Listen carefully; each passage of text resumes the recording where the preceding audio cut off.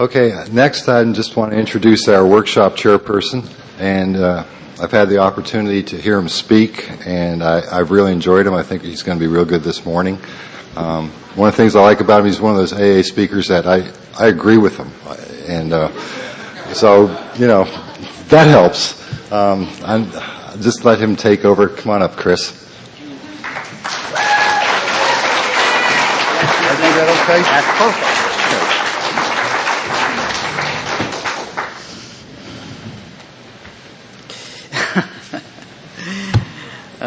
My name's Chris Raymer, and I'm an alcoholic.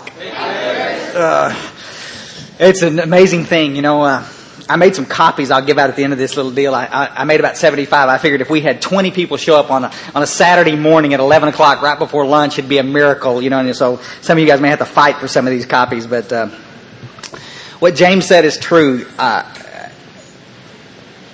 The people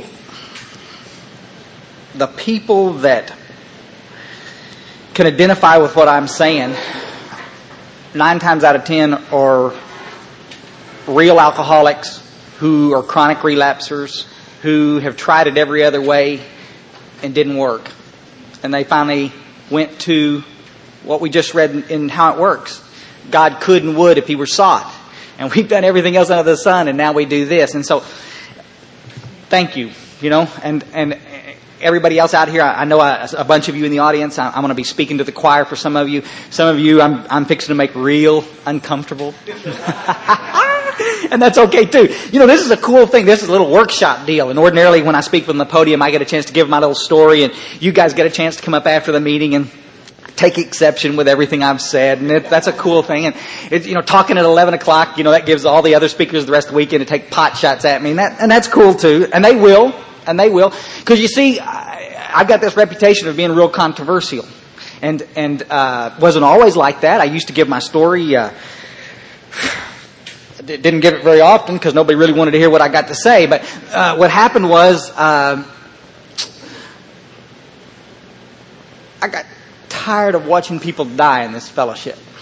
And I got tired of watching people sit in these rooms and say, well, God damn it, I got 15 years sobriety, but I'm contemplating suicide.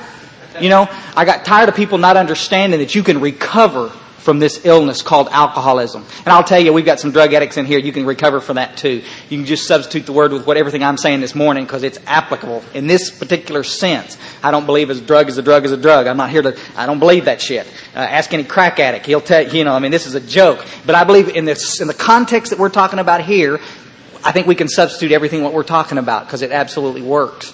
November 13th, 87. I was listening to Jim this morning. Our stories were the same. I wasn't an artist; I was a professional chef, and other than that, our stories were identical. And I started drinking in the big shot bars in Houston and doing all the cool things that we all do, drinking in the Houston Oaks and up in the Galleria clubs, and just all that neat. And I ended up in Louisville, Texas, drinking Schaefer Light. Black label, Schaefer Light, nothing but the best for Chris Raymer. And I took a quart of that stuff and a bottle of pills that I'd been stockpiling forever, and tried to just check out. I'm an identical twin. I have a wonderful family. I have plenty of love in my family, a bright future. But the internal condition was so uncomfortable for me, I couldn't stand it. And I'm suffering from a thing we call alcoholism. And whether I'm drinking or I'm not drinking, I'm still uncomfortable inside. You follow what I'm saying? Jim was talking this morning, about being sober 10 days and thinking that he set the world on fire. You've been sober 10 days, but it feels like you've been sober 10 years because how much longer can we hold on, white knuckle? See? I tried to commit suicide, and at the last minute, I had my little moment of clarity. And I was talking to James earlier. We had similar spiritual experiences. I believe I heard the Word of God say, Chris, you have never given the fellowship of AA a try. You've been around it for 8 years. You've been going to hundreds of meetings. You've been doing everything you dated their women, you drank their coffee, you pissed and moaned in their meetings, you occupied their time, but you really never did do what the book asked you to do. We just read How It Works. You never did do that, did you? No, I didn't. I made myself sick that night, and I aborted that suicide attempt. And the next day, as sick as I was, I found my way back into another AA meeting. I'm going to tell you straight going in the door, it wasn't an AA meeting like any other AA meeting. It was an AA meeting where everybody was carrying big books. Now, you got to hear what I'm saying. Everybody was carrying big books. From the brand new sobriety to the old coots, they all had a point of reference. And they were on the table and they were ready to use them. And there was no opinion sharing in that meeting. Everybody came out of the book. It wasn't a big book study. It was an AA meeting like AA was supposed to be.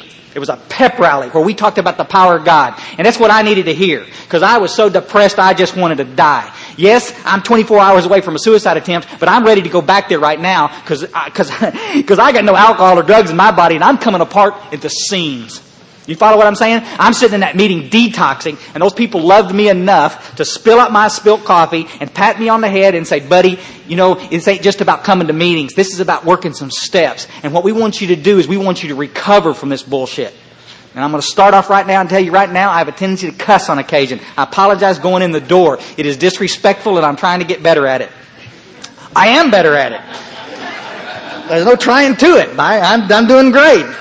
Okay.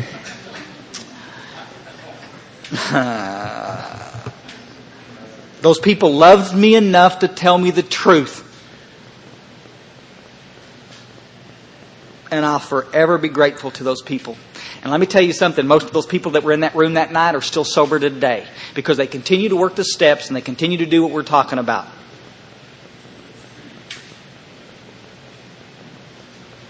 Sandy earlier, bless her heart, thanks for asking me to come do this. It took a lot of courage.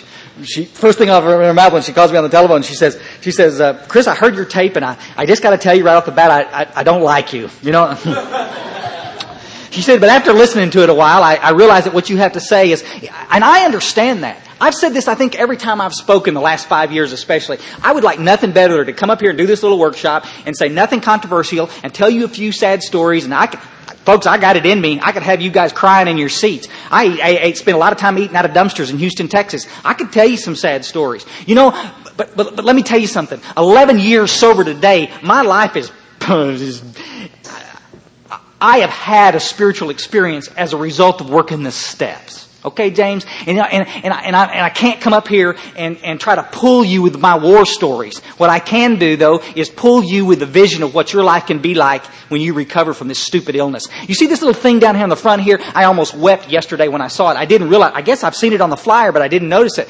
Our common solution. It's one of my favorite pages in the Big Book. On page 17 in the Big Book, it says we have this common problem, and our common problem is one thing that ties us together, right?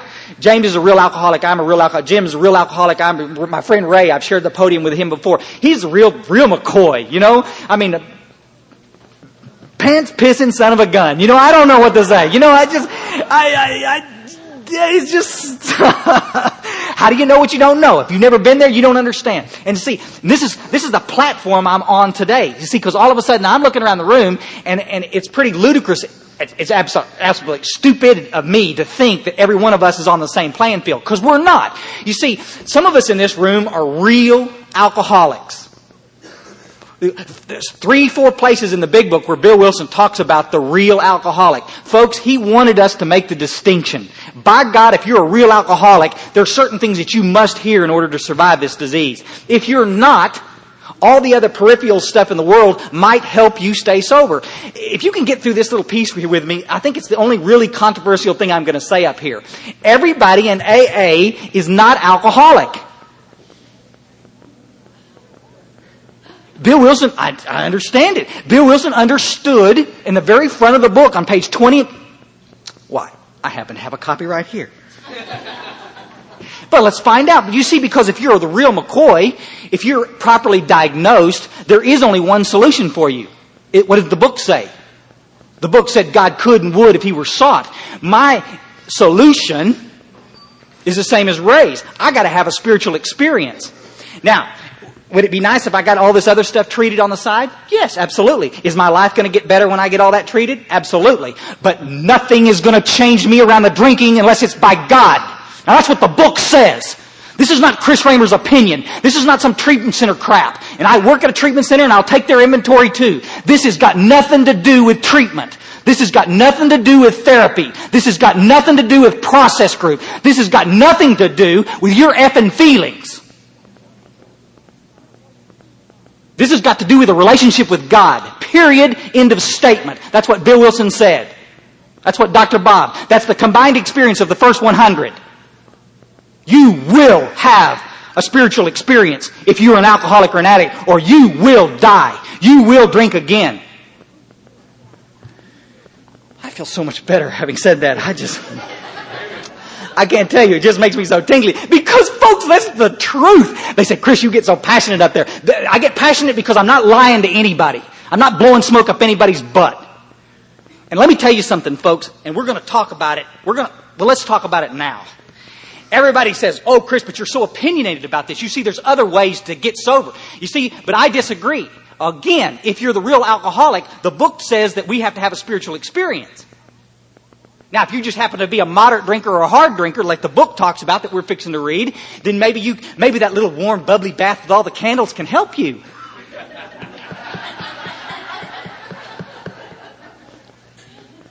Maybe thinking through the drink can fix you, if you have the power to do that.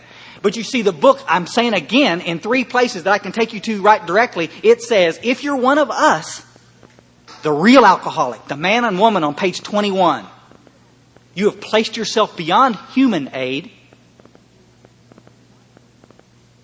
What's AA? Group of humans, isn't it? What's my therapist? What's my treatment center? What's the church? Now, folks, I'm not trying to be a horse's patoot up here. I'm just saying we're a collection of human beings. You can all help me, but there's not one of you in there, I don't care how many degrees you have, I don't care how connected you are, that can guarantee me a relationship with God. Alcoholics Anonymous, if you pick up any index anywhere, you get the Hazleton, the catalogs, or you go out here, look up the National Library of Congress. It's got the big book under self-help. But you see, but we've missed the point, you see, because that's what I was trying to do, folks, for 8 years, was trying to help myself. Right? I can't help myself. Something Sandy said that was so succinct this morning. So she said she made the distinction between being in recovery and being recovered. And I want to make the same distinction. I'm a recovered alcoholic. Let me tell you something, folks. I am not perfect, obviously. But I'm telling you this, the desire to drink and drug left me 2 weeks into the fellowship. 2 weeks after finally coming back, 8 years in and out of the program, I am not in recovery. I am not a recovered anything. I'm just a fruitcake trying to hold on to everything dear and near and dear. And 2 weeks into recovery, with a sponsor's help and a bunch of loved ones just like you guiding me, holding me accountable, I got out of my truck in Louisville, Texas, and the desire to drink and drug had left me and has never returned. Now, folks, if you don't call that recovery, I don't know what is. We keep letting everybody off the hook, and we keep wanting to play with these words in the big book. We keep wanting to put our own goddamn interpretations on what this means. What do you think Bill Wilson really meant? Well, Jesus, he says recovered hundreds of times in the book. I think he means what he said. On the very title page, it says, how many thousands of men and women have recovered? It means that they woke up one morning, and the desire to drink had left them. Now, that's recovered. Folks, I don't care what. Are they still nutcases? Do they still have relationship problems? Do they still have other areas they need to deal with? Well, yeah, of course. Man, listen, I got a stepson that's driving me crazy. I don't know nothing about kids. This kid's 11 years old, and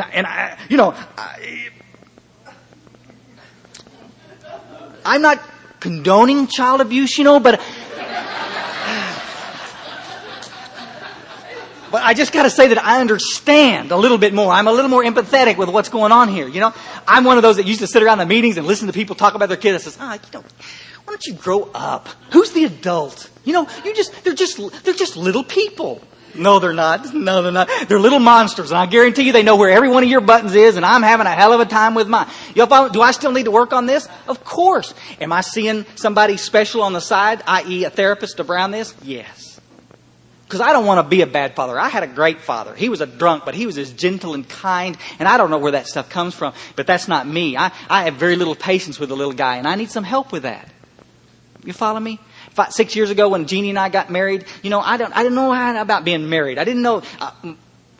I can't even spell monogamous. What am I talking about in here? And I need some help with that. I need to go in there.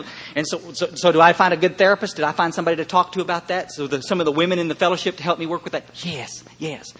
But I recovered from alcoholism 11 years ago. Let's cut to the chase. We got people sitting around, I hear it in meetings all the time. Oh, you didn't get this sick overnight, you're not going to get well overnight. You know, how sanctimonious are you? Who's the one killing people with their goddamn opinions? Where does it say that in the big book? Bill Wilson had a spiritual experience sitting in Towns Hospital working on his 9th step, folks. He was still detoxing when he had his spiritual experience. Dr. Bob, a little less than 2 weeks. Alcoholic number 3, a little less than a week. Already worked the steps. They're out there working with other alcoholics within the week. And we tell these cats to sit around and take their time.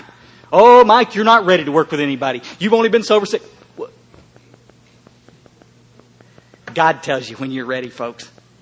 God tells you. When you slow down and do the work with a sponsor who's had a spiritual experience and you have your own spiritual experience, I don't give a rat's butt if you're 2 days sober. It's time to go work with another alcoholic and an addict. Folks, we're losing the battle out there. I do clerical work for a treatment center and I get thousands of people through that treatment center a year. I need to tell you this. For 6 years, we've watched people come through this facility and it's a great facility and I'm not taking it's no better, no worse than anybody else's, but I'm just sitting there just saying, I've got this little microcosm that I get to work on, that I get to watch. And what's the true thing about all of them? All of them come to us through AA and NA and CA. All of them come to us through the 12-step movement. And they come into my rooms and then they get this look of disappointment when they look up on our walls and they see the 12 steps, the 12 traditions, and they go, oh shit, more of this. I said, well, what's up, Bubba? I said, I did AA and it didn't work.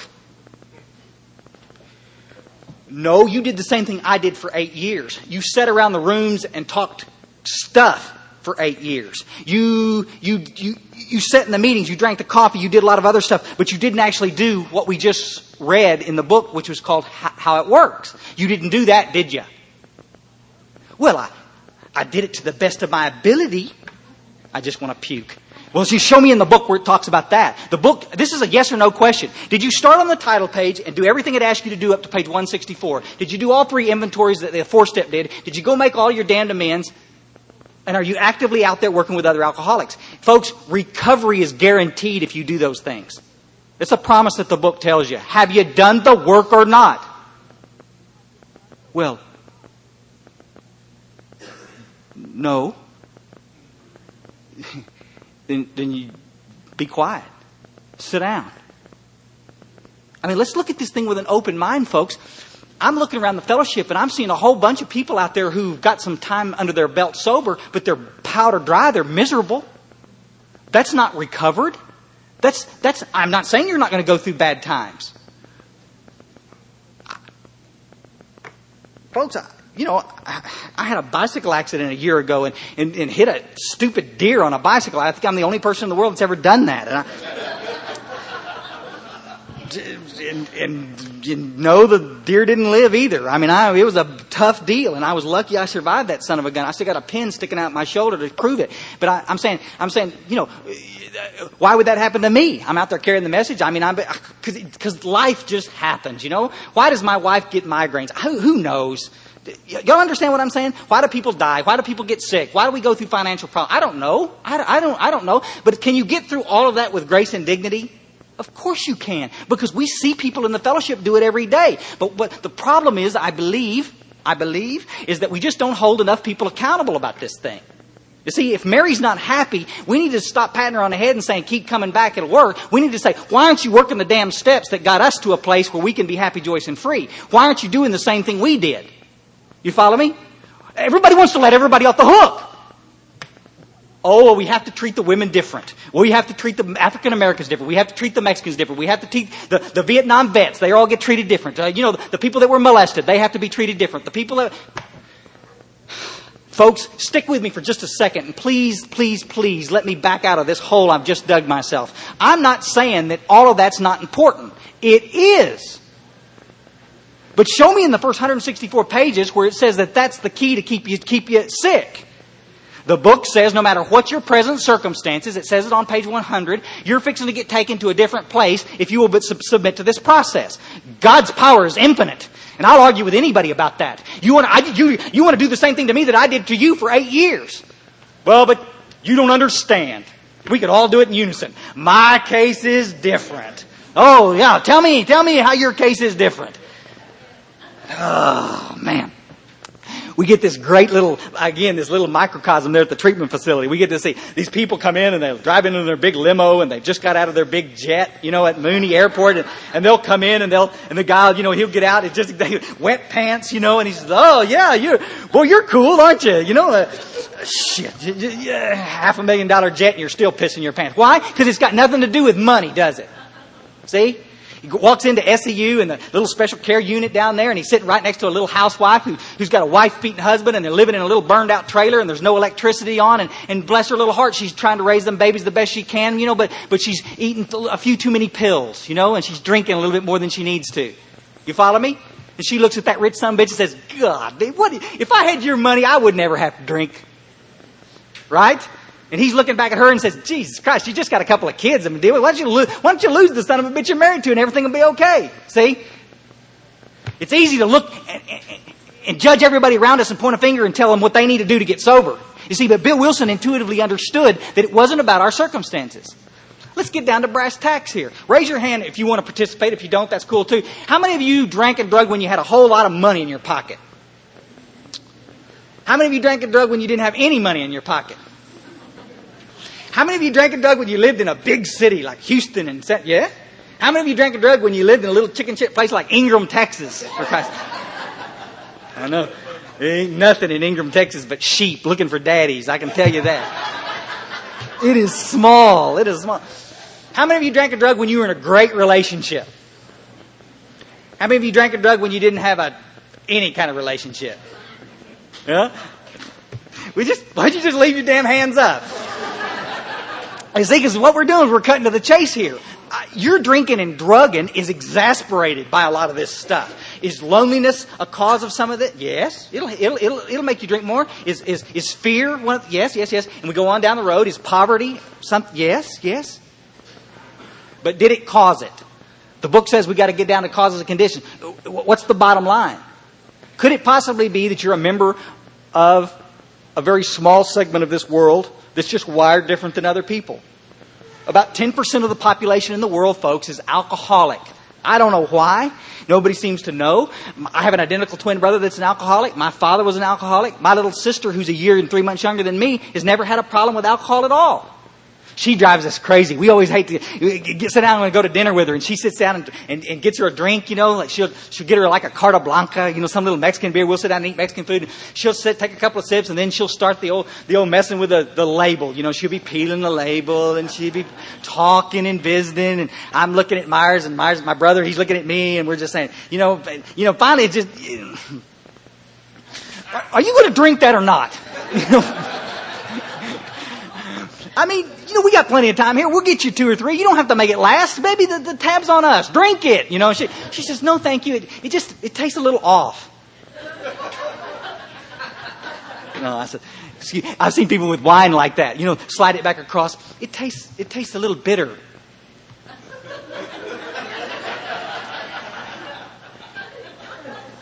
I don't care if it's got a dead cricket floating in it.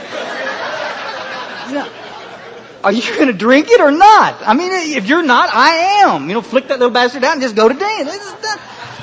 Because I ain't drinking for the taste, folks, and I ain't drinking for the experience of the effervescence and all this other happy horse hockey. I'm drinking because I want to get downtown. I drink and drug for the effect. Isn't that right? I want to get downtown.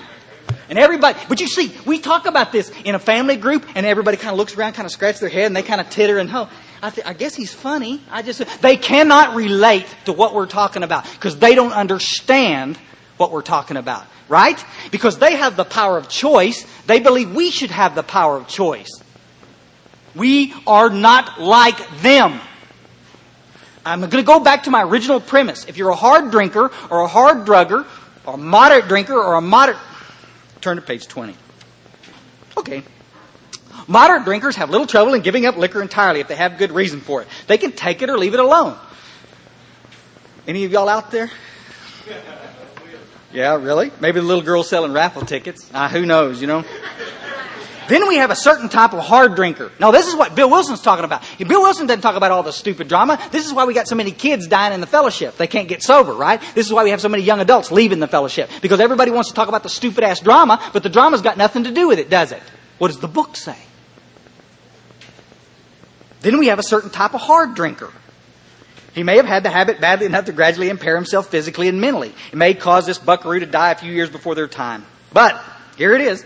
If a sufficient strong reason comes along, ill health, falling in love, change of an environment, or warning from a doctor becomes operative, this man or woman can also stop or moderate, although they may find it difficult and troublesome, may even need medical attention. Hard drinker. Jim was talking about this morning. God dang it. This is what we're talking about. Doctor said you got liver problem? Oh, okay, I'll moderate. I'll stop for a day or two, and then we go right straight back to it. Given sufficient reason, it's affecting your health, can you stop? You know what stop means, folks? Stop!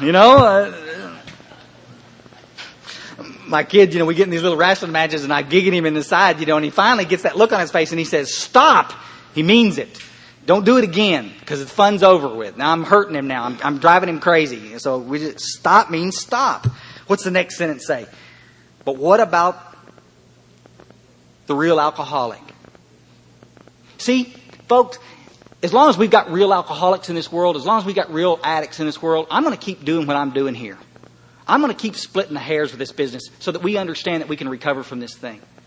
I'm going to apologize one more time. If you're not one of us and you think I'm abrasive with this business because I'm going against the love and tolerance and everything's okay and any way you want to do this is fine with me, if you believe that if it's working for you, go for it. But as long as there's people out here like the real alcoholic, like my friend Ray, we're going to keep talking about this because we need to understand it. There is hope. There is absolute hope for us. God, I wish somebody in 1979 had told me that. They said, keep coming back. It works. And I did for 8 years and nearly died. Nobody said, idiot, it ain't about meetings. It's about working the steps so that you can have your spiritual experience. The steps are a path to God, folks. It's not a self-help program. Let's read this paragraph. But what about the real alcoholic? He may or may not be a moderate drinker. He may or may not become a continuous hard drinker. But at some stage of his drinking career, he begins to lose all control of his consumption once he starts. Follow me? Folks, this is what a real alcoholic is. You can substitute the word drugs in here. This is what a real drug addict is. It's about control and choice, and that's it. Period. End of statement. It's what the book says on dozens of pages. It's about control and choice. It has got nothing to do with your effing drama. I don't care how many penitentiaries you've been in. That's not why you're an alcoholic. We could sit here right now and say, all of you be therapists today and I'll be the drunk. And you're going to diagnose me with alcoholism. And I'm going to give you a little information and I'm going to say, okay, I'm here to see you. I've just had my second DWI and my wife and I are fixing to get a divorce. Have I given you enough information to diagnose me with alcoholism? Yeah, but you see, a lot of us in the fellowship need to know this. A lot of therapists would say, absolutely, he's an alcoholic. But you see, that's not what the book said. What you need to do is start asking me two key questions. Exactly what the book asked me. When I'm drinking, can I guarantee you every time that I can control how much I'm going to drink? Mike and I go down here to the little pond out here. We're going to sit in the garden and we're going to split a 6-pack. And I'm going to drink one and he's going to drink one. Can I guarantee you that every time I go to drink with him that I can just drink one beer?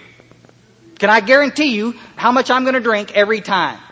Look at your experience, folks. Look at the truth based on your experience. Well, no. I can sometimes, get enough pressure on there. Good-looking woman says, Chris, you be a good boy and maybe tonight when we get home, little pokey, okay. And so I go out and I have 2 beers. I have 2 beers at dinner and I control it that night, right? If you ask me and my mind goes straight to there, then I'm fooling myself. Because what did I do the next night?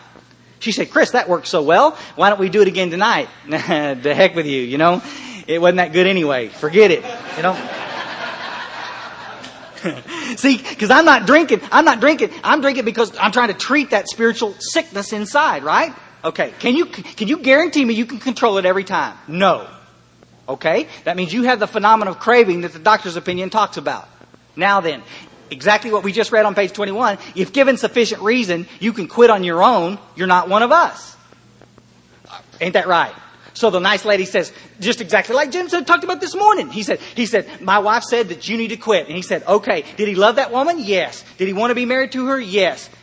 Did he have the power to stop on his own? No. Textbook alcoholic. Nowhere in the book does it say you got to go to prison or have DWIs or get in fights or rob liquor stores or black out or piss your pants or do anything else. Nowhere in there. There's a bunch of that stuff in the story section in the back, but in the first 164 pages, it just talks about control and choice. And if you're one of us, folks, it will never get any better. It's a progressive illness and it will get worse and you will eventually die from it. And some of you are feeling some tension in your gut you haven't felt in years.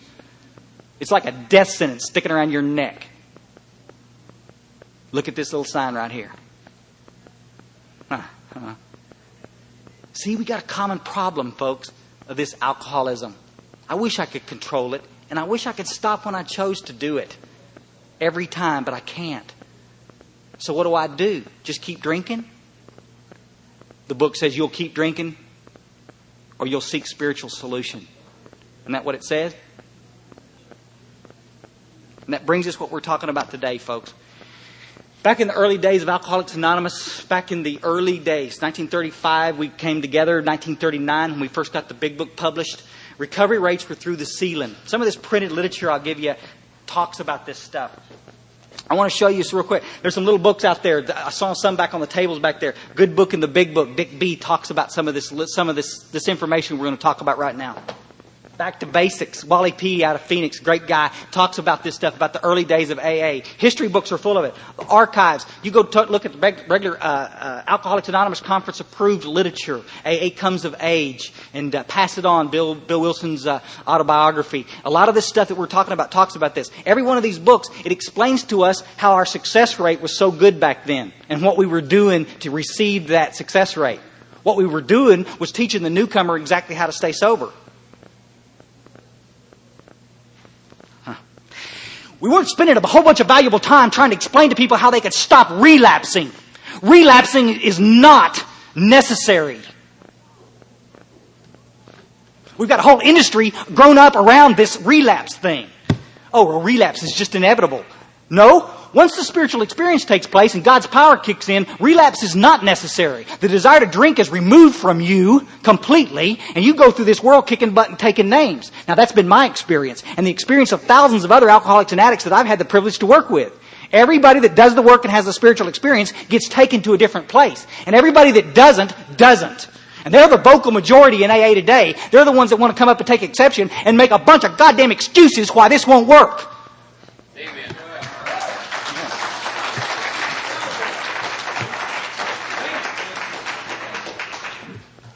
Again, am I making fun of your issues? No.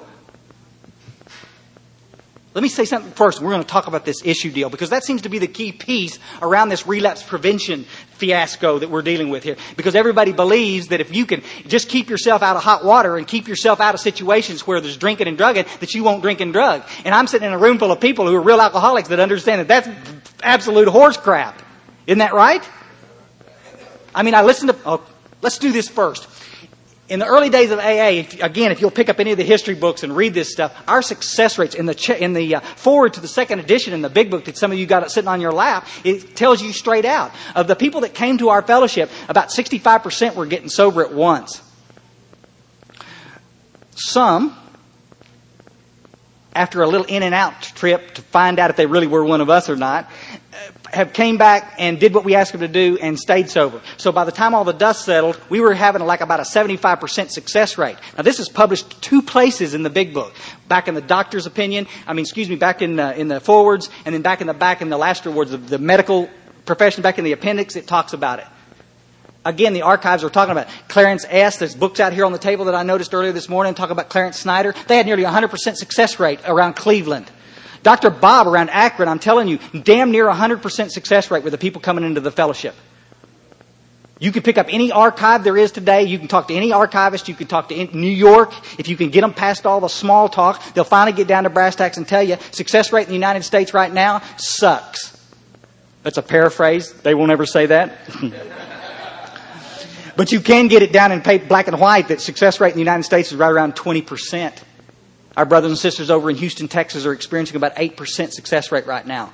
You guys don't have to be rocket scientists. Look at your own meetings. Look at your own fellowships and watch the people come in and go back out. Come in and go back out. Come in and go back out.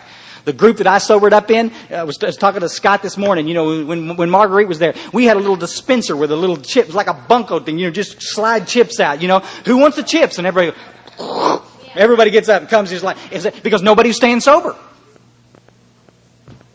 Why? Because we were using our meetings as therapy groups. We were using our meeting as process groups. We were not using the meetings as pep rallies to talk about God. One more time, folks. I wish I'd thought this up. This is a spiritual program, folks. This is not, alcoholism and drug addiction is not a behavioral problem. Mary didn't just get set on a potty backwards one time and wake up and say, well, goddamn, my parents were assholes. Now I'm an alcoholic. They didn't. We've got sociologists out there working overtime trying to figure out why this is. Isn't that the truth? You look up in Highland Village in North Texas, any of the ritzier places to live. You look at these big old homes, these big old subdivisions up there, and River Oaks over in Houston, Texas, and you guys go in there, and if you had a way to do this, you could pinpoint, you could try to figure out about 10% of those people in there are alcoholic and addict. And you go over to the other part, go down to Oak Cliff, or go to some of these other parts where there's some areas in there that are riddled with poverty. There's some real poverty there. And you go through there and look and see, you've got about 10% alcoholic and addict there. Are there more drugs and alcohol in the poorer areas? There's a lot more drinking down there. But given sufficient reason, those people can say, thank you, I've had enough, push it away and go on back about their business. 10% across the board, folks. Men, women. But everybody wants to split hairs with this business. I tell you, if I say one thing from the podium, it's controversial, it's this. And everybody wants to come up and say, yeah, but you understand. You need to see, this had something to do with the rape. This had something to do with the molestation. This had something to do with Vietnam. This had something...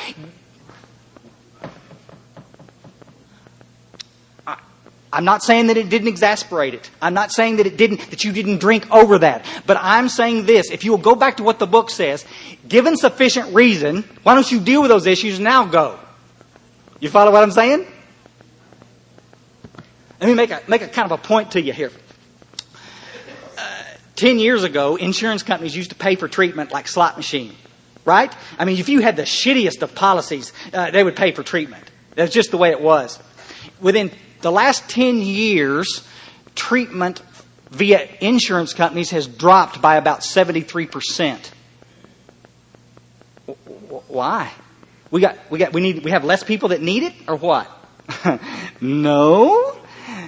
Thank you, Mr. Crack Cocaine. We have twice as many people now that need it. Y'all understand what I'm saying? We got a nightmare out there. But why won't the insurance companies pay for it so readily? Because, this is going to be good. See, some of you, I'm going to say this real quick. Too bad we're not passing the basket. We could pass it now so that you could get your dollar in before you stormed out the door. Because this is going to piss some of you off. I'm just telling you straight. Because now here's what we have.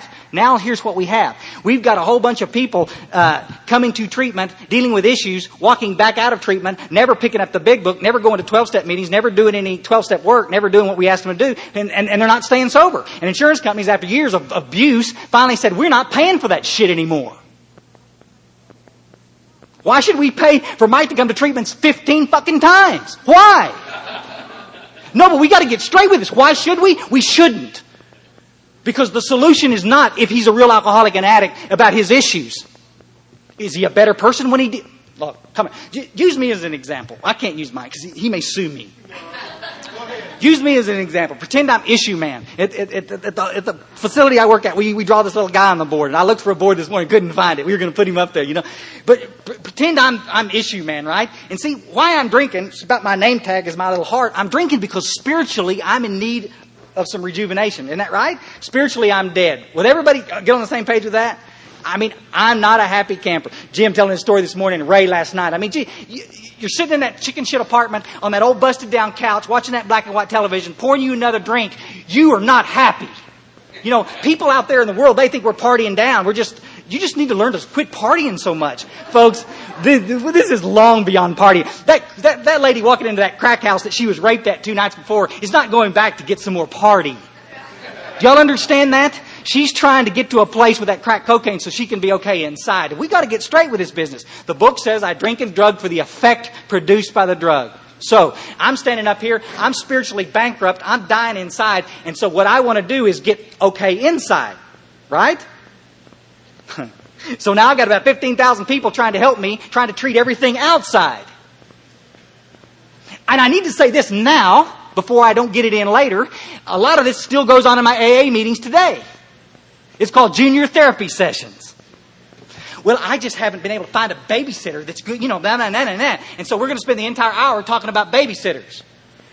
Come on, right now. Everybody's done it. Everybody's setting meetings and just like that. Well, I'm going through a divorce and I need to talk about my divorce. Well, okay. How nice for you. Folks, I'm not coming off any spiritual mountaintop. I did it for years.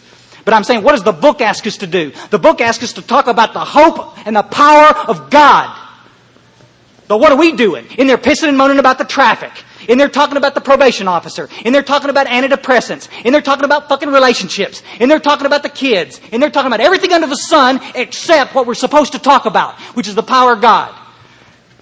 You know what I'm talking about, Sandy? I mean, God, you got some stuff you need to talk about, hon. We all got stuff we need to talk about. That's why God gives us therapists. Go find one. But in my meetings of Alcoholics Anonymous and Cocaine Anonymous and NA, in my meetings, we need to be talking about the power of God. We need to be talking about how can you have a spiritual experience. And if you want to talk about anything else besides that in my AA meeting, you're in the wrong place. We let it go every day. I hear it until I just want to puke. Well, she's just so upset. She just needs a place to share. Well,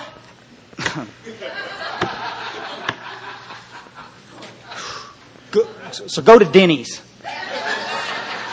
I've said it 1,000 times. We all do this, and we all applaud, and we all say, Chris, you're right, and then we'll go to a meeting tomorrow night, and there'll be some little lady there, or some little guy there, and he'll be wanting to talk about his probation officer, and everybody will just cross their head and just kind of go off to sleep. And we'll just let them do it. You know what the proper response is there? He says, Bubba, excuse me just a minute. We're not going to talk about that right now. You need to help find a sponsor. We can talk about that. But right now, we're going to talk about the power of God. We're going to talk about how to have a spiritual experience so that you'll have the power to deal with all of that. Back to me. I'm convinced that my drinking in the early days was all around loneliness and women. I was just like, my heart went out to the buckaroo this morning when he was talking. He was talking about this loneliness. And, adolescence is tough enough when you're a good-looking kid. When you're a little on the homely side, it's a bitch. I'm just telling you, And I'm blind in one eye, Jesus, this is, the cards are stacked against me. And I'm just, boy, if I could just get this blonde to go out with me, everything would be okay. You know the blonde I'm talking about with the kahunas? Yes. If I could just get, but see, here's what life does to us. And then we finally get to date the blonde, right? Y'all understand how many of y'all have ever done it? Be careful what you pray for because you might get it. Oh God, please just send the brunette my way. And you wake up one morning and she's eating breakfast right across the table from you. And you're watching her put them damn Cheerios in her mouth and she's hanging down and falling on the floor and you think, God, if you could just take this woman from me, I'll never ask for another thing. Isn't that right? How many of you ever asked for a job that you always want? I was in the food business, right? If I could just get to be chef de parte, everything would be cool. Get to wear one of them big white hats. I could take this little chicken shit, throw it away. I get a big hat's what I want. And then, you know how God does? God takes care of His kids, and then I get to wear the big hat. Boy, that's not good enough. Boy, if I could just get to be sous chef. Boy, if I could just get to be the tournant. Boy, if I could just get to be executive chef. I'm sitting in the chef's office drinking Kahlua one night, and I'm thinking, God, if I could just have that little barbecue place down on the corner. Isn't that right? And then you get the little barbecue place, and you got to be there all the time, so you're snorting tons of cocaine, and you're thinking, God, if I could just get a catering company. You know what I'm saying? If I could just get out of this and sell food. Now, see, those salesmen, that's where the real money is. And if I was a salesman, I wouldn't have to drink. You got any salesmen in here? Yeah, no, shit, unbelievable. And I'm sitting up in Lake Texoma on the lake, and it's about 11 o'clock in the afternoon, in the morning, and I'm drinking a 12-pack of beer, and I've got the one ads open, and I'm looking, and I said, this sales shit ain't cut out the way I thought it was going to be, I'm too afraid to go make sales calls. So every day I go get my 12-pack and go to the lake. Some of you like you've never done that. You never went to the movies when you were supposed to be out selling, huh? You lie like a dog. Okay. But here it is. I'm steady blaming everybody. Oh, if I could just get married. Oh, if we could just get unmarried. Oh, if I could just buy the house. Oh, if we could just sell the house. Y'all understand what I'm saying? Jesus. If it hadn't have been for this, if it hadn't been for that, if it hadn't have been for this, sitting on, for years, sitting by the table in the old raggedy apartment like we're talking about with a legal tablet there, and I'm going to write down all the reasons why I can't have a good relationship. Money, personal hygiene, little pee-pee. I know. I've got it all figured out. I wonder if we could pull that off the tape. I don't know how. Okay. But y'all see the whole picture here. Every one of y'all have done it. We're steady pointing fingers, blaming everybody else in the world. And so we come into AA, or we go into a treatment facility, and we want to do the same thing we've been doing for years. I want to tell you how to do this so that I can stay sober. And what's the truth, folks? And we got to cut to the chase here, because I don't want to keep you guys real long. But we got to cut to the chase. Do any of you think that we're going to be able to arrange your life so it will be so perfect that you won't have to drink? Haven't we made that perfectly clear in this last hour? Your life, whether you got money or don't have money, or you're in the relationship or out of the relationship, it's got nothing to do with whether or not you're going to be drinking or not. See? But we spend a lot of time trying to get you guys to organize your life so that you don't have to drink. Follow me? I love when they get the young adults in there. Oh, you take away all that Metallica t-shirt. You can't wear the Metallica t-shirt. You don't listen to that rock and roll music, and you can't do this. I just go ahead and do it. What the hell? They talk about it in treatment all the time in therapists. They talk about this fucking triggers list. We got to get down straight with this business. What is this? You're going to make me a list of things that you think are causing you to drink, and we're going to get rid of all of that, and you're still going to be drinking, so why mess with it? Am I drinking because Metallica's turned up loud at the house? Give me a break! Was I drinking when it was asleep at the wheel? When it was Merle Haggard? It doesn't matter. All of you women, you're triggering me, even as we speak. Oh, but we look at these people coming through treatment. We tell them this was serious. Now you need to be careful. My father went through treatment in Dallas, Texas, and they told him what he needed to do if he wanted to stay sober was divorce his wife. Didn't say anything about going to meeting and getting involved with you guys and going to do 12-step work down at the halfway house. Didn't say anything about getting out of his selfish, self-centered self by trying to help somebody else. It just said you need to dump the woman and then you can stay sober. This is absolute heresy. And I'm going to tell you what, it's another form of abuse. It's another form of abuse. The absolute arrogance of me to sit here and tell you what you need to do with your life. I don't even know what I need to do with my life. How am I going to sit here and tell you what to do with your life? We got too many people sharing opinions with us in meetings. We have the solution right here. Oh, what did that sign say? A common solution? I think so. Common solution. One solution. Works for me, works for the young adults. Works for the gays, the straights, blacks, whites. The disease is the same. Do y'all understand? If my friend James has got diarrhea and I got diarrhea, there's a pretty good chance that the same damn medication is going to help him as helps me. Isn't that the truth? I could probably have come up with a different analogy on that, buddy, but you know. But I think the graphic illustration was taken, right? But we have people in meetings, as long as we're on that topic, telling people to just don't drink. But you see, where in the big book does it say that? Didn't we just say that we were without? Turn to page 23, 24. We're going to do this, and I'm going to let you guys out of here. I had a bunch to do here, but I'm going to run out of time. On 24, there's a paragraph in italics. Bill Wilson, this is probably the most controversial paragraphs in the big book, and it's absolutely heresy to read it in AA meetings, so be sure you don't do it, because you'll piss somebody off, and we don't want to do that, for Christ's sake. I'm more concerned with you and your sensitive little feelings than I am with whether or not you find the power of God. So let's get straight here. The fact is that most alcoholics, for reasons yet obscure, have lost the power of choice in drink. Our so-called willpower becomes practically non-existent. We are unable at certain times to bring into our consciousness with sufficient force the memory and suffering and humiliation of even a week or a month ago. Did you hear what I just said? We are without defense against the first drink. That's why Bill Wilson understands that the absolute necessity to have this spiritual experience. Because you may be able to keep yourself sober today. That's why we teach you the stuff in treatment, some of the stuff, the triggers list, the preventive things that we ask you guys to do. If going back and hanging out in that old bar you drank at, if staying out of that bar would help you stay sober till you get your feet on the ground, then that's why we do that. You understand? But see, the message has been so watered down, we've got so many people believing that what we're trying to explain to you is that that's going to keep you sober. That if I just stay out... how many of you guys have ever taken a geographical cure? You know, I can't tell you how disheartened I was when I found out there was alcohol in Atlanta, Georgia. But I went there with a clear understanding that I was going to get sober over there. The problem is I took this spiritual malady with me, right? This internal condition.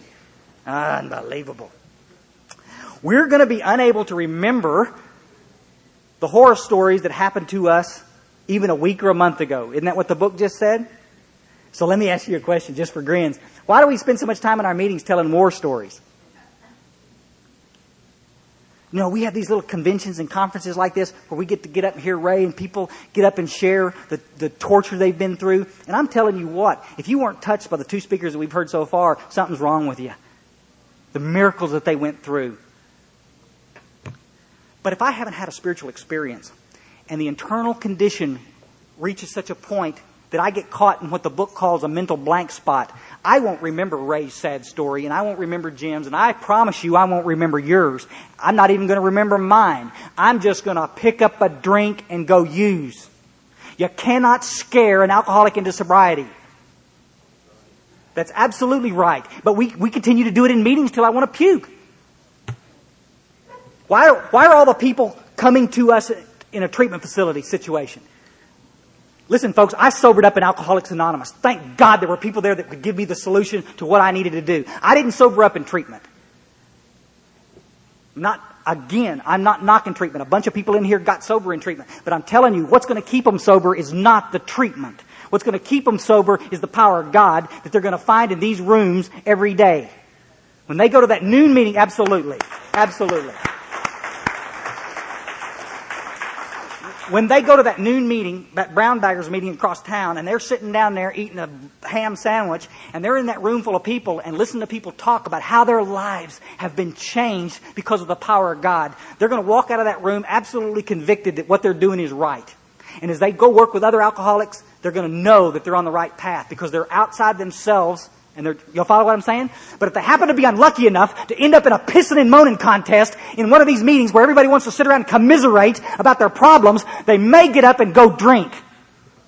What did the book say on the same page? Our common problem is but one element of the powerful cement that binds us. But that in itself could not hold us together. It's our common solution that holds us together. If you're walking back into a meeting and sharing anything but positive, powerful stuff, you are wrong. You're wrong. And the arrogance of you to think you can do it. Why did we have 75, 100% getting sober back then? Because they didn't do that shit. AA was not a therapy group.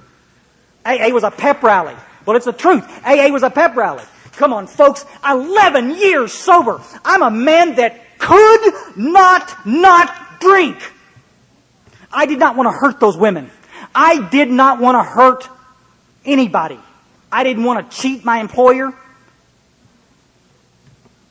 I didn't want to hurt my family. The disease took me to some terrible places. You think I wanted to eat out of those dumpsters in Houston, Texas? Please give me a break. Alcohol will take you to places that you don't want to be. But we can walk back into these rooms and talk about it until the cows come home and nothing's going to change. We know what the problem is, folks. Does anybody have the solution? Does Mike coming into the first meeting of AA, does he want to hear my stupid-ass dumpster stories? If he's having a little problem identifying, we can get with him after the meeting or before the meeting and identify a little bit. But what he needs to hear is the fact that my life is on fire today. That I've got the coolest thing going and I didn't have nothing to do with it. All I did was show up and let you people show me what to do, and my life's been on fire ever since. I got plenty of money. God, I'm walking back here getting coffee and it's $0.25 and I'm dropping $1 in. What is that about? Where did I get that money? Where do I get all those bicycles? Where did I get that great wife? Where did I get that little rock house? Come on, God, you better believe it. 11 years and I have not obsessed about alcohol or cocaine. Where did that come from? Then that goddamn arrogance of me to walk into a meeting and think that I can bore you with some trivial, stupid inconvenience that I'm going through today. Everybody wants to let them off the hook. Instead of shutting them down and telling them to shut their mouth, you ungrateful son of a bitch, everybody wants to let them off the hook.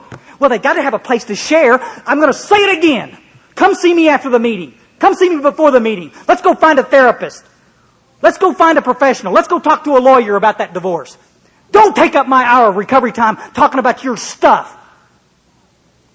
I've got one responsibility, to help you get on the spiritual path so that you can find the relationship with God that you've always wanted. To wake up in the morning, to sit down in this garden this morning and cry crocodile tears because it's just so cool out there. You know, it's just gorgeous. To watch men and women that I watched come in and absolutely burnt toast, and to watch them out there kicking butt, taking names today. Did I do that? Shit, no, God did that.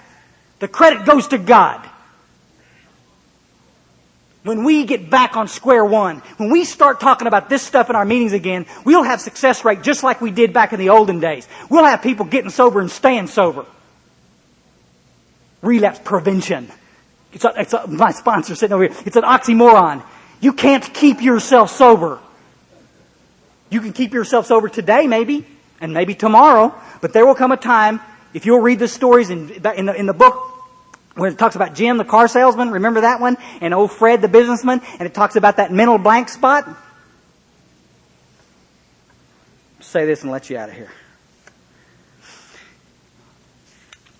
On page 36, there's a story again about Jim, the car salesman. And it talks about this cat. Let me give you this little story. We'll do this real quick. This is me. This is every one of you in here, man or woman, young or old, you can identify with what they're saying here. He says, this first cat we're going to talk about is called Jim. This is about 4 paragraphs, guy. Don't go to sleep on me. Stick with me here. This man has a charming wife and family. He's inherited a lucrative automobile agency. He's a commendable war record. He's a good salesman. Doesn't this sound like Ray? We talked about him last night. Doesn't this sound like these guys we just heard? Everything's going rosy in their life. Got a lot of good future ahead. He's an intelligent man. He did no drink until he was 35. He's a late bloomer. In a few years, he became so violent, we had to lock him up. On leaving the asylum, he said he came into contact with us. What's us? Treatment center?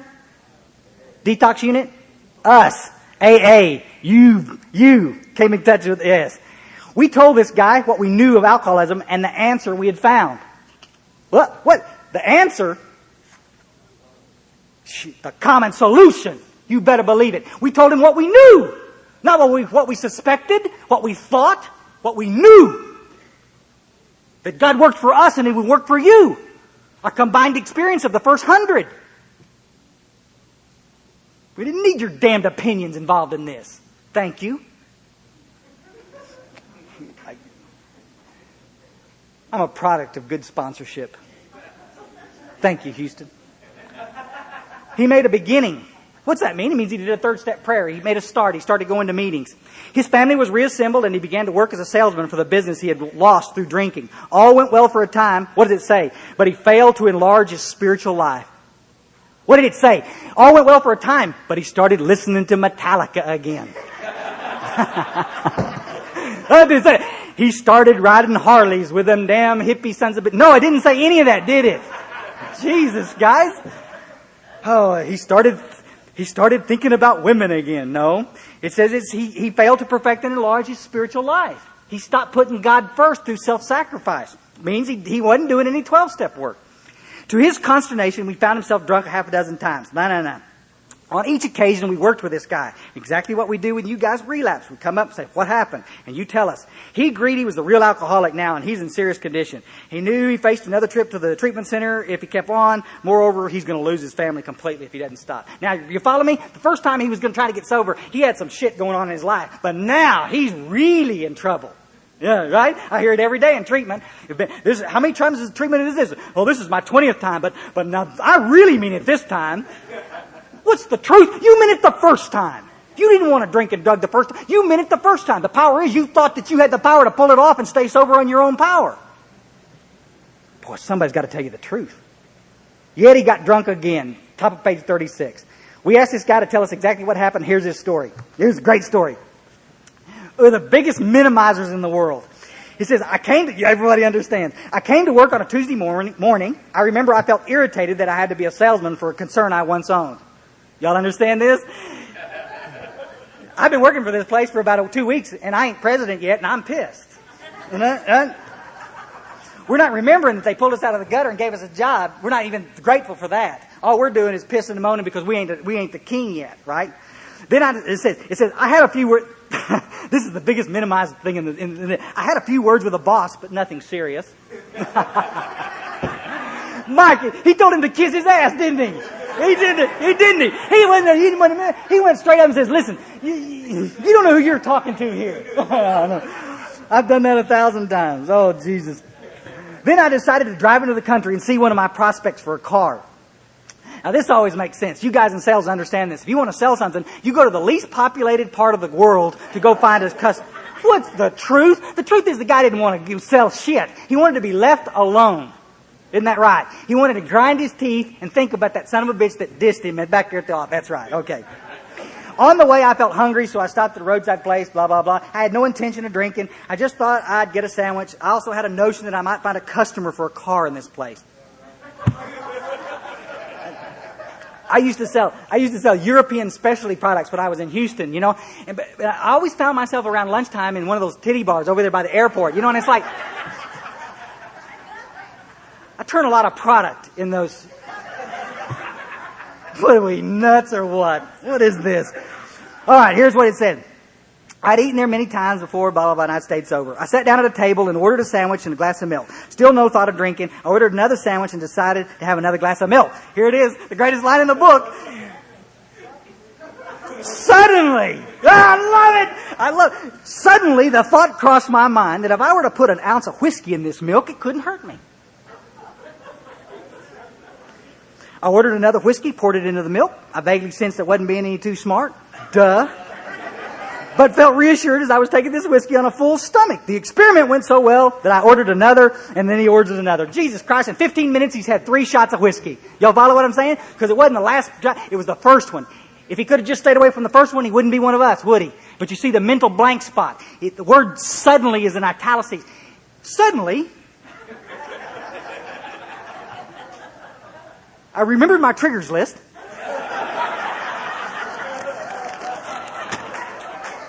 No! Suddenly, I remembered what my sponsor said about eating out of the dumpster.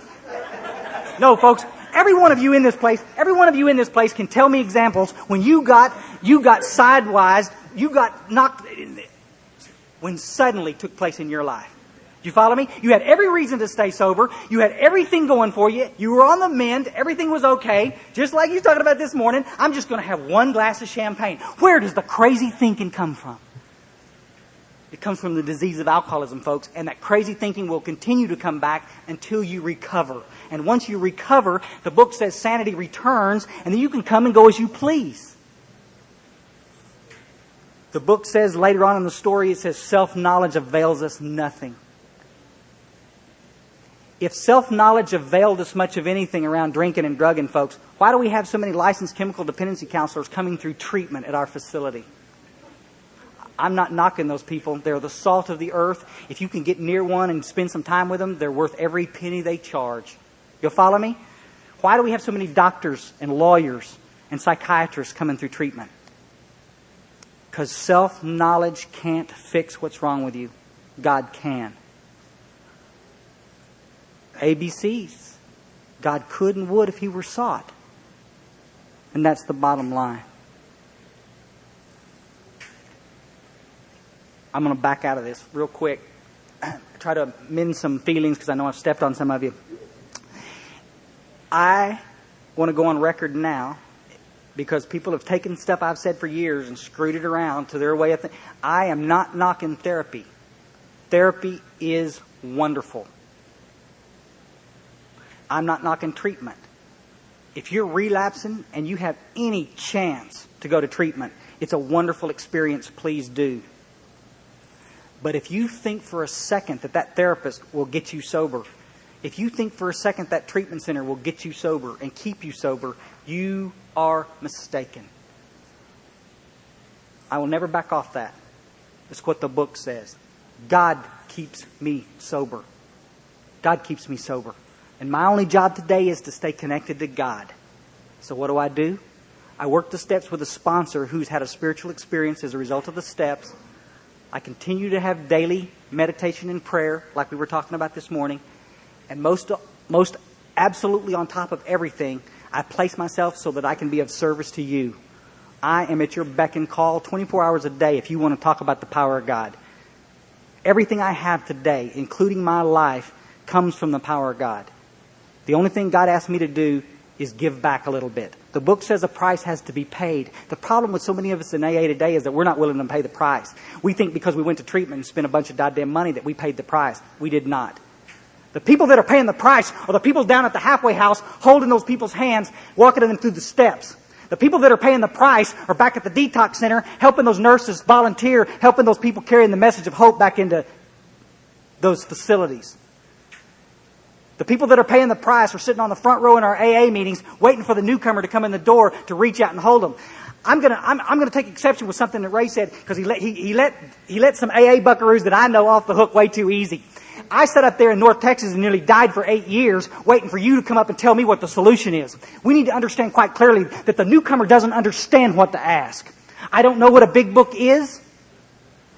No, some of y'all have heard me talk about it. I walked around for 2 weeks up there in AA land, up there trying to find a big book. I walked into B. Dalton's and all these bookstores and I said, guys, I need a big book. Because you're not saying you need a big book of Alcoholics Anonymous. You said, I need a big book. I need a big book. And the little salesperson looks, and she's a nice little girl. I'll never forget the look on her face. And she says, well, how big a book do you need?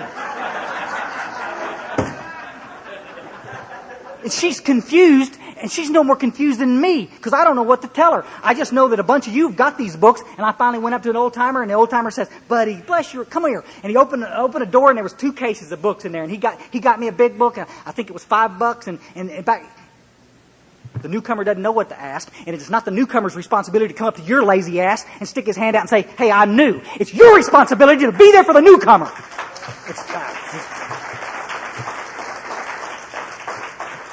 The book says we tried to carry this message to alcoholics and addicts who still suffer. We tried to carry this message. Doesn't mean we sat on the front porch and thought about our own little shit. Listen, folks, I know I got some problems, and you got problems, and you need some time to talk about that. But in an AA meeting, you need to have your little eyeball peeled for the newcomer coming in the door.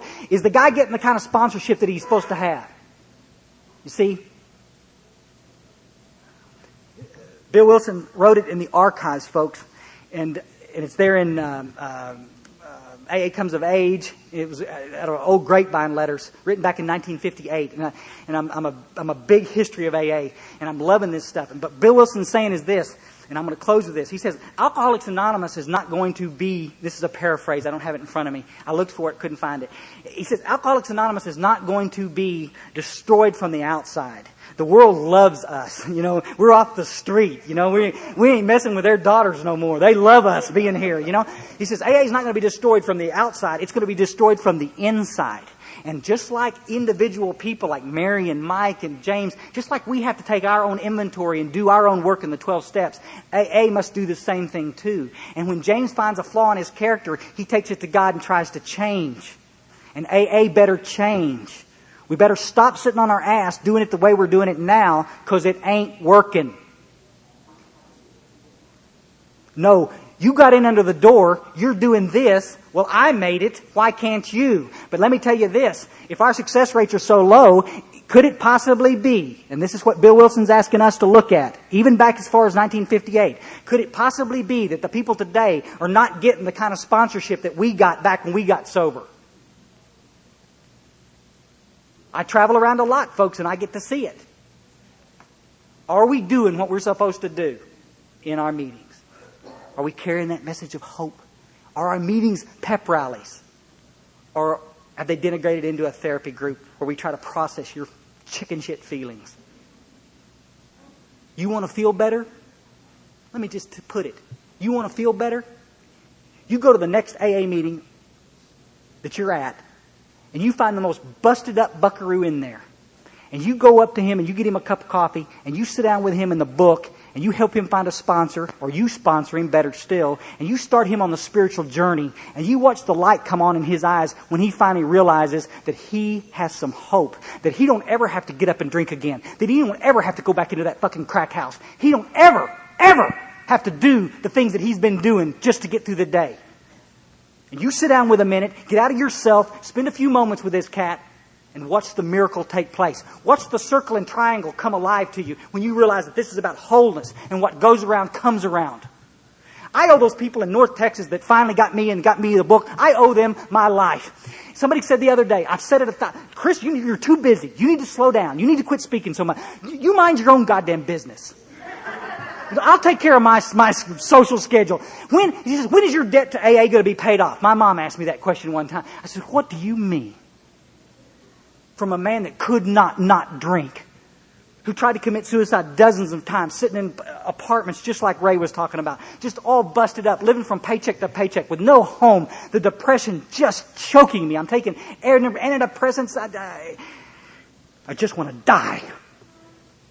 And I had a spiritual experience, nothing fancy, nothing great, just a garden variety, by God, you better believe, life-changing experience as a result of somebody caring enough to give me the message of hope. Not to pat me on the head and just let me sit in the meetings, but to give me the message of hope. I owe them my life. And I'll pay that debt until I die. Gladly. The cool news is a whole bunch of you are doing the same thing. Everybody that comes to that facility, we monitor after they leave. You know who's staying sober? The people that are going to Round Rock Study Point group, the people that are going to Hope group, the people that are doing the deal, the people that are sponsoring people, right? We guys been out of treatment 2 months sponsoring people. Old timers giving them a hard time. You ain't been sober long enough. Show me in the book where it says that. At least they're off their dead ass trying to excite something about the fellowship. This ain't about ego. This is about God. This is about power. If this tide of alcoholism and drug addiction is going to be changed, it is not going to be changed through treatment centers, folks. It is not going to be changed through therapists. We are throwing money at it and we're pissing in the wind. It will be changed by the power of God. It will be changed by the power of one alcoholic sharing with a new alcoholic. One drug addict, one crack addict sharing with a new crack addict. Y'all follow me? Until you've walked into a room and sat down and watched somebody that you've had something to do with carrying the message of hope to them, and you see how this chain, you ain't lived. You don't know what high is until you see what the power of God can do. You watch people come through this shit that kept them in psychiatric units for years. All of a sudden to come clear on the other side and be a powerful unit in this fellowship. Out there making plenty of money, in great relationships. How did that all happen? It happened because they got out of themselves for a minute and helped somebody else. Selfishness and self-centeredness is the root of my problems. We've talked about our own shit long enough, folks. It's time to go help somebody else. God's in the pots and the pans. That's what my sponsor taught me. God's in the trenches. He's not up on some fucking spiritual mountaintop. He's in the trenches, cleaning up puke, taking people to meetings, sitting down when you're so damn tired you can't stand it, to sit down and say, okay, start on the title page, and doing what you're supposed to do, which is called carry the message of hope. Thank you so much for letting me be here.